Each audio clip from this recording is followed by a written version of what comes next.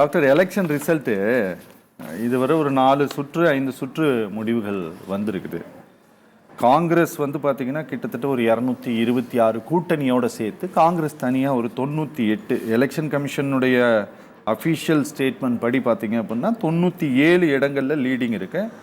சமாஜ்வாதி ஒரு 34, அவங்கெல்லாம் கூட்டணியில் இருக்கிறதுனால சொல்கிறேன்.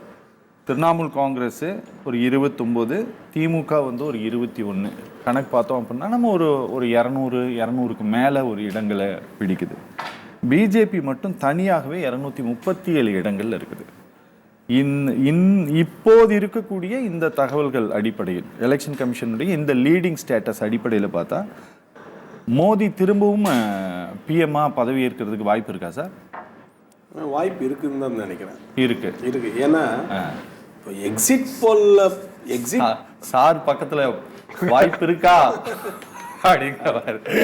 ஏன்னா எக்ஸிட் போல் வந்து அது ஒரு சுனாமி மாதிரி அவங்க காட்டினாங்க. அது வந்து என்ன அப்படின்னா அவங்களுடைய ஸ்ட்ராட்டஜியை ஆப்போசிஷன் பார்ட்டியை டிமாரலைஸ் பண்றது. ஓகே, அதாவது முதல்ல வந்து இது வந்து வார் ஸ்ட்ராட்டஜின்னு சொல்றாங்க. சரி, ஒரு யுத்த காலத்துல வந்து எப்படி வந்து ஒரு நாடு இன்னொரு நாடை ஜெயிக்கணும் அப்படின்னா முதல்ல அவனுடைய மனநிலையை உடைக்கிறது. அவங்ககிட்ட வந்து அவன்கிட்ட இன்ஃப்ராஸ்ட்ரக்சர் இருக்குதா, அவன்கிட்ட குண்டு இருக்குதா, அதெல்லாம் இல்லை.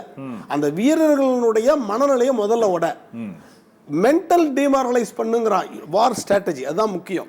அப்ப மென்டல் டிமாரலைசேஸ் பண்ணாவே என்னதான் நம்ம இன்ஃப்ராஸ்ட்ரக்சர் இருந்தாவே அவன் கேடர்ஸ் வந்து உளுந்து போயிடுவான். சரி, அந்த மாதிரி பிஜேபியினுடைய ஸ்ட்ராட்டஜியை வந்து அவங்களுடைய இன்ஃப்ராஸ்ட்ரக்சர் வச்சுக்கிட்டு மீடியா, பணபலம், அதிகார பலம் இதெல்லாத்தையும் வச்சுட்டு ஆப்போசிஷனுடைய மென்டல் ஸ்ட்ராட்டஜியை முதல்ல.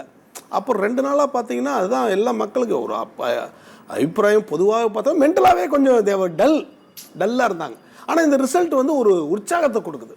சரி, இது அப்படி இல்லை, அது ஒரு நம்பிக்கை, ஒரு புத்துணர்ச்சி அப்படிங்கிற விதத்தில் வந்து இது சந்தோஷப்பட வேண்டிய காரியம் தான் ஒன்று நினைக்கிறேன்.